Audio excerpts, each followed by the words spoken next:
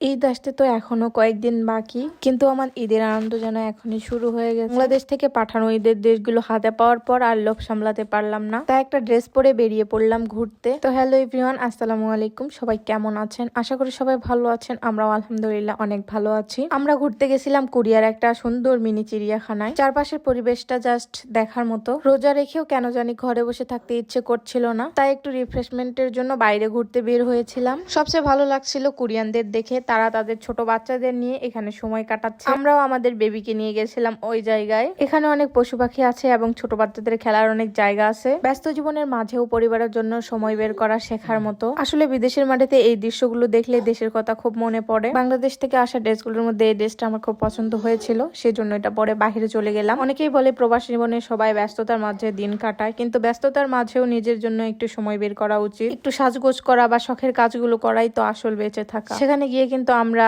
ছাগল এবং ভেড়াও দেখেছিলাম। দেখেন অনেক সুন্দর সুন্দর দুইটা ছাগল এখানে। বিকেলের এই মিষ্টি সময়টা অনেক ভালো কেটেছিল। সবকিছুর মাঝে এই ছোট ছোট মুহূর্তগুলো আমাদের অনেক শক্তি দেয়। আমার আজকের এই ছোট ব্লগটি আপনাদের কেমন লাগলো অবশ্যই জানাবেন। আর সবার কি ঈদের শপিং করা শেষ? অবশ্যই কমেন্ট করে বলবেন। সবাইকে অগ্রিম ঈদ মোবারক। আল্লাহ হাফেজ, সবাই ভালো থাকবেন।